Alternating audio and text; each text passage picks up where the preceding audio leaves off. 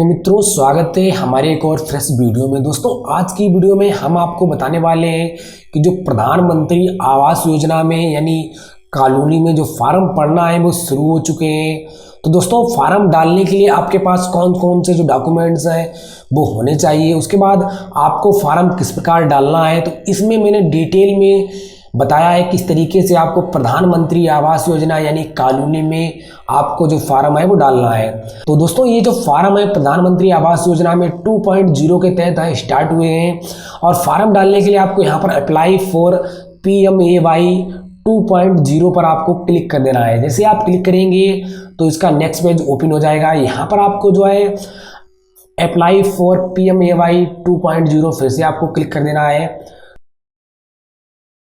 और जैसे आप क्लिक करेंगे यहाँ पर आपको इंस्ट्रक्शन मिल जाएगा फार्म भरने के लिए। तो यहाँ पर अपना इंस्ट्रक्शन पूरे आप पढ़ लीजिए और पढ़ने के बाद क्लिक टू प्रोसीड पर क्लिक कर दीजिए। तो यहाँ पर मैंने इंस्ट्रक्शन पूरा पढ़ लिया है, इसके हम क्लिक टू प्रोसीड पर क्लिक करेंगे। इसके बाद डॉक्यूमेंट कौन कौन से रिक्वायर्ड होंगे, तो डॉक्यूमेंट जो भी लगेंगे तो यहाँ पर आप देख लीजिए कौन कौन से डॉक्यूमेंट लगने वाले हैं। तो यहाँ पर जो भी आवेदन आप कर रहे हैं तो उनका एक आधार कार्ड लगेगा, उनके परिवार के जितने भी आधार कार्ड हैं वो लगेंगे, उसके बाद उनका एक बैंक अकाउंट जो है वो लगेगा, उसके बाद एक इनका आय प्रमाण पत्र लगेगा, एक जाति प्रमाण पत्र लगेगा और साथ ही इनका एक जो है वो खेती का इनका लगेगा। यानी जहाँ पर आप जो घर बना रहे हैं उसका एक इनका यहाँ पर आपको लगाना होगा। तो आपको लगाने के लिए यहाँ पर प्रोसीड करना है। उसके बाद यहाँ पर आपको हाउस होल्ड इनकम में इनकी जो इनकम प्रमाण पत्र आपने बनाया है या इन्होंने बनवाया है उनमें जितनी भी आय लिखी हो तो इनकी 48,000 उसमें लिखी है तो वो आपको यहाँ पर जो है वो डाल देना है। उसके बाद सेलेक्ट मिशन कंपोनेंट यानी जो इनका मकान है वो यहाँ पर जहाँ पर वे ये रह रहे हैं वो जगह जो है क्या है, यानी ये खुद की है या ये फ्लैट पे रहे हैं या फिर कोई लोन लेकर रह रहे हैं वो आपको यहाँ पर सेट करना है। तो इनकी ये खुद की है तो हम इस पे BLC पर क्लिक करेंगे।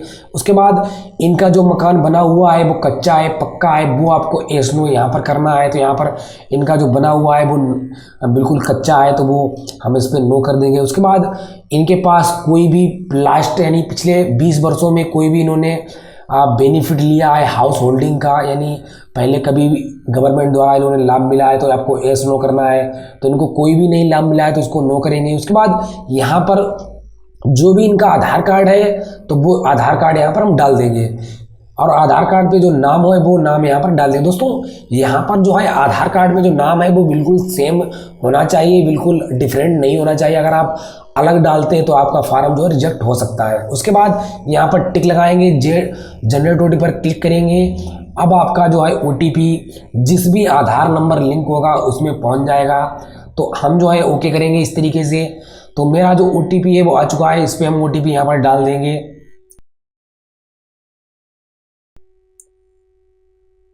डालने के बाद अब आपको यहाँ पर सबमिट करना है।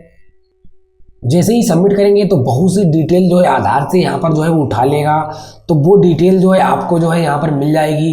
तो जो डिटेल ऑलरेडी आपकी भरी है तो उसको छोड़ देना है और जो नहीं भरी है उसको भर देना है। तो यहाँ पर आपका जो है बेनिफिशरी जो है LED कंस्ट्रक्शन मिल जाएगा, नाम मिल जाएगा, उसके बाद आधार नंबर मिल जाएगा। यहाँ पर पैन कार्ड अगर आपके पास है तो डाल दीजिए, नहीं तो छोड़ दीजिए। उसके बाद यहाँ पर डेट ऑफ बर्थ डालेंगे, तो जो भी डेट ऑफ बर्थ इनकी है वो यहाँ पर हम कैलेंडर से सिलेक्ट कर लेंगे। उसके बाद जेंडर मेल है फीमेल है वो सिलेक्ट करेंगे। इनका मैरिड स्टेटस क्या है, मैरिड है अनमैरिड है, जो भी आपको है वो आपको यहाँ पर डाल देना है। उसके बाद इनके पिताजी का जो भी नाम है वो डालेंगे, तो इनका पिताजी का जो नाम है वो डाल देंगे यहाँ पर। इसके बाद इनके पिताजी का जो आधार नंबर है वो आपको यहाँ पर डाल देना है। साथ ही इनकी माता का भी आधार नंबर और नाम जो है भरना पड़ेगा। तो यहाँ पर इनके आधार से इनकी माता का जो नाम है वो डाल देते हैं। यहाँ पर इनके माता का जो आधार संख्या है वो डाल देंगे। रोजगार की स्थिति इनकी क्या है, जैसे ये रोजगार यानी कुछ कमाते हैं या नहीं कमाते हैं। दोस्तों, ये जो संपर्क पूछ रहा है वो आवेदक से पूछ रहा है, यानी जो जिसके नाम से फार्म कर रहे हैं वो कमाते हैं तो आपको सेल्फ एम्प्लॉय कर देना है। किससे रिलेटेड कमाते हैं, एग्रीकल्चर से, किसी से भी कमाते हो तो वो आपको यहाँ से कर देना है। तो यहाँ पर हम इनका जो है जैसे मान लो ये आवेदक व्यवसाय, यानी अगर आपको कुछ समझ में नहीं आ रहा है तो आप अदर भी कर सकते हैं, तो यहाँ पर हम अदर कर देते हैं। इसके बाद यहाँ पर शैक्षिक योग्यता इनकी क्या है, तो शैक्षिक योग्यता में जो पढ़े हैं, कितना पढ़े हैं, तो ये इंटरमीडिएट तक पढ़े हैं तो हम वो डाल देंगे। तो जितना भी यहाँ पर पढ़े हैं वो आप डाल सकते हैं, तो यहाँ पर हम इंटरमीडिएट डाल देते हैं। इसके बाद यहाँ पर हाउस होल्ड कैटेगरी यानी EWS, ये ऑटोमेटिक आपको जो है पिछले ऑप्शन से ही मिल जाएगा, तो यहाँ पर जो है आप ऑटोमेटिक रहने दीजिए। उसके बाद नीचे की साइड में स्क्रॉल करेंगे तो यहाँ पर भी क्या परिवार के पास कोई भारत में कहीं भी पक्का मकान है, तो वो आपने पहले सेलेक्ट किया था तो वो आपको वहाँ से ऑटोमेटिक मिल जाएगा। इसके बाद नीचे की साइड में स्क्रॉल करेंगे तो आपकी आय ऑटोमेटिक पीछे से आ जाएगी।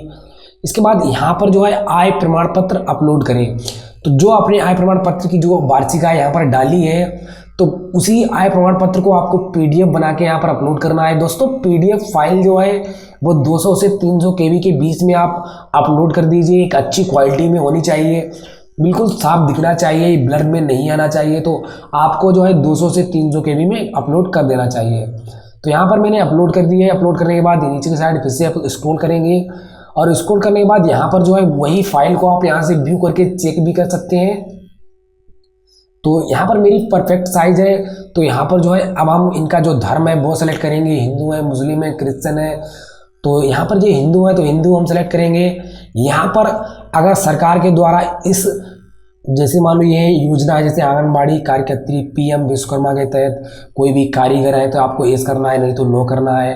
तो यहाँ पर कोई कारीगर नहीं है तो यहाँ पर नो करेंगे। इसके बाद यहाँ पर इनकी कैटेगरी क्या है, जनरल है, OBC है, SC ST है, तो वो सेलेक्ट करना है। तो वो मैंने यहाँ पर सेलेक्ट कर लिया। इसके बाद यहाँ पर जाति प्रमाण पत्र अपलोड करें, तो यहाँ पर जाति प्रमाण पत्र आपको उसी तरीके से अपलोड करना है जिस तरीके से आपसे इनकम सर्टिफिकेट को अपलोड किया था। तो हमने जाति प्रमाण पत्र को भी उसी तरीके से जो है अपलोड कर दिया है। तो यहाँ पर जो आपको कभी कभी क्या होता है कि थोड़ी प्रोसेसिंग भी ले सकता है, तो यहाँ पर जो है ये भी अपलोड हो जाएगा। तो इसको भी आप जो है उसी तरीके से चेक कर सकते हैं कि आपका जो है अपलोड हुआ है परफेक्ट या नहीं हुआ है, तो वो यहाँ पर व्यू करके चेक कर सकते हैं। तो इसके बाद अब आपको नीचे की साइड में यहाँ पर जो है ऑटोमेटिक जो है औद्योगिक विकास प्रमाणीकरण जो है मिल जाएगा। अब आपको जो है अपने आधार से जो पता है तो वो आपको यहाँ पर जो है फिल करना रहेगा। तो यहाँ पर लिखा है प्रेजेंट एड्रेस यानी कॉन्टैक्ट डिटेल, तो वो आपको यहाँ पर फिल कर देनी है।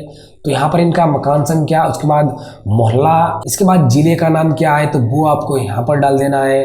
तो यहाँ पर इनका जो डिस्ट्रिक्ट का नाम है वो डाल देंगे। इसके बाद शहर का नाम क्या है तो वो यहाँ पर हम डाल देंगे।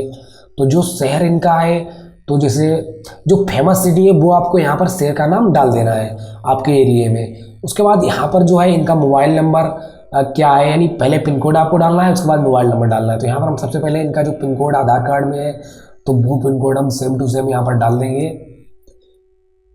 यहाँ पर इनका मोबाइल नंबर जो आपने पहले स्टार्टिंग में लगाया था वही आप डाल सकते हैं। उसके बाद ईमेल आईडी अगर आपके पास है तो डाल दीजिए, नहीं तो आप छोड़ भी सकते हैं, कोई कंपलसरी नहीं है। तो यहाँ पर इनके पास ईमेल आईडी है तो हम डाल देंगे। इसके बाद पूरा डालने के बाद आप ऊपर की साइड में स्क्रॉल करेंगे और स्क्रॉल करने के बाद अगर इनका परमानेंट यानी प्रेजेंट एड्रेस सेम है तो आपको यहाँ पर टिक लगा देना है। तो इनका जो प्रेजेंट और परमानेंट एड्रेस सेम है तो इसके हम टिक लगा देंगे और टिक लगाने के बाद नीचे की साइड में स्क्रॉल करेंगे। दोस्तों जैसे ही टिक लगाएंगे तो यहाँ पर ऑटोमेटिक जो डिटेल है वो आ जाएगी। तो आपको जो है टिक लगाकर अगर सेम है तो, अगर अलग अलग है तो आप अलग अलग फिल कर सकते हैं। अब आपको जो आवास निर्माण यानी जो आप भूमि निर्माण करेंगे तो उसका पता डाल देना है। अगर आपको वहीं पे करना है तो आपको फिर से सेम एज प्रेजेंट एड्रेस पर क्लिक करना है। तो हमने जो है फिर से क्लिक कर दिया है। तो अब आपको जो जहाँ पर निर्माण कर रहे हैं तो वहाँ पर आपको जो है इंतखाब उस ज़मीन का आपको यहाँ पर अपलोड कर देना है कि जो आपकी ज़मीन है तो उसको अपलोड कर देना है। तो यहाँ पर अपलोड पर क्लिक करेंगे। रेंट की है तो रेंट, यानी अगर आपका फ्लैट है तो फ्लैट का भी प्रमाण पत्र वहाँ पर अपलोड कर देना है। तो यहाँ पर मैंने अपलोड कर दिया है। तो जैसे ही अपलोड करेंगे ये भी अपलोड हो जाएगा। इसको भी आप व्यू करके चेक कर सकते हैं। अब आपको कस्बे में कितने वर्षों से रह रहे हैं, वहाँ पर जहाँ पे आप जो रह रहे हैं वो कितने वर्षों से रह रहे हैं, तो ये जो है वो जन्म से रह रहे हैं तो हमको जो है मोर देन 10 वर्ष कर देना है। उसके यहाँ पर वर्तमान घर का स्वामित्व क्या है, जैसे कौन सा यानी निजी है, रेंट पे है, या फिर आपके पास कोई हाउस नहीं है तो वो आप सेलेक्ट करेंगे। तो इनका निजी हाउस है तो वो निजी करेंगे, उसके बाद जो छत है वो किस प्रकार से बना हुआ है, जैसे मान लो कच्चा मकान है, पक्का मकान है, वो कर देंगे। तो इनका जो कच्चा मकान है वो हम करेंगे। उसके बाद जैसे छत के आधार पर इनके मौजूदा घर का प्रकार क्या है, किस तरीके से वो बना हुआ है। तो बिल्कुल ये स्टोन यानी कुछ पत्थरों से और कुछ मड यानी जो कहे मिट्टी से बना हुआ है, तो वो हम यहाँ पर सेलेक्ट कर लेंगे। और सेलेक्ट करने के बाद यहाँ पर परिवार के सदस्यों का जो विवरण है वो मिल जाएगा। अगर आप 3 ही मेंबर रखना चाहते हैं तो 3 ही रख सकते हैं। अगर आप इसमें जोड़ना चाहते हैं, जैसे बेटी है, बेटा है, तो उसको जोड़ना चाहते हैं तो यहाँ पर आप, अगर वो बच्चे हैं तो आप डाल दीजिए, नहीं बच्चे हैं आपके तो नहीं डाल दीजिए। तो अब आपको यहाँ पर बैंक खाते का विवरण में आपको बैंक संख्या जो है वो दे देनी है। उसके बाद कन्फर्म में भी वही बैंक संख्या आपको दे देनी है। इसके बाद IFSC कोड आपको दे देना है, जो आपकी बैंक खाते का IFSC कोड है वो आपको यहाँ पर दे देना है। जब आप दे देंगे यहाँ पर गेट बैंक डिटेल पर क्लिक करेंगे तो आपकी जो बैंक डिटेल जहाँ पर स्थित होगी, जैसे बैंक ऑफ बड़ौदा है तो वो आ जाएगी, कहाँ पर लोकेटेड है तो वो आपको यहाँ पर मिल जाएगा, जैसे ब्रांच नेम में तो मिल जाएगा। इसके बाद नीचे की साइड स्क्रॉल करेंगे, यहाँ पर आपको अगर इतनी योजना में किसी योजना में अगर आप लाभ उठाते हैं तो आपको एस करना है, नहीं तो नो कर देना है। दोस्तों मेरे हिसाब से आपको बिल्कुल क्लियर से जो डिटेल है वो डाल दीजिए। तो यहाँ पर हम एस करेंगे, और जैसे एस करेंगे कौन सी योजना में आप लाभ उठा रहे हैं। अगर किसी अदर में उठा रहे हैं तो आपको उसमें टिक लगा देना है। ये जो है वो आयुष्मान भारत में उठा रहे हैं तो इस पर हम टिक लगा के इसमें जो प्रीव्यू है या सुरक्षित कर सकते हैं। तो यहाँ पर हम प्रीव्यू करेंगे, एक बार फार्म पूरा चेक करेंगे, जो मैंने फार्म भरा है वो बिल्कुल सही है या नहीं सही है, तो इसको हम प्रीव्यू करेंगे। और जैसे प्रीव्यू करेंगे तो प्रीव्यू पेज यहाँ पर आ जाएगा। तो इसको हम पूरा डिटेल एक बार सही से चेक करेंगे कि पूरा फार्म सही है। अगर सही है तो आपको यहाँ पर सेव एंड सुरक्षित पर क्लिक कर देना है। तो यहाँ पर हम सेव एंड सुरक्षित पर क्लिक करेंगे तो यहाँ पर आपको मांगेगा बिल्कुल आपका फार्म श्योर करते हैं, तो हम श्योर करते हैं तो ओके करेंगे। जैसे ओके करेंगे आपके सामने यहाँ पर रजिस्ट्रेशन नंबर यानी एप्लीकेशन ID आपके पास आ जाएगी, जो आपने फार्म अभी भरा है। और जैसे ही आप ओके करेंगे अब आपके सामने पूरी फाइनल जो प्रिंट है वो फाइनल प्रिंट आपको निकालने के लिए आ जाएगी। तो आपको यहाँ पर जो है लिख के दे रहा है कि आपकी जो PM आवास योजना में फार्म है भर चुका है, अब आप जो है यहाँ से फाइनल प्रिंट निकाल सकते हैं। तो मित्रों ये फार्म आपका जो है, आप जब आप प्रिंट इसको कर लेते हैं तो इस फार्म को आपको अपने डिस्ट्रिक्ट से जो है वो या फिर अपने स्टेट लेवल से इसको वेरीफाई करा लेना है। जैसे ही आप ये वेरीफाई कराते हैं तो आपका जो नाम है PM आवास योजना लिस्ट में जो है वो आ जाएगा। और जब आपका आ जाता है तब आपको जो है अपना जो मकान है उसमें जो है आपका पैसा जो है खाते में आ जाएगा, तब आप अपना मकान जो है बनवा सकते हैं। तो दोस्तों इस तरीके से आपको PM आवास योजना में जो फार्म है उसको भरना है। तो दोस्तों आज का वीडियो आपको पसंद आया तो वीडियो को लाइक कीजिए और साथ ही चैनल को सब्सक्राइब कीजिए।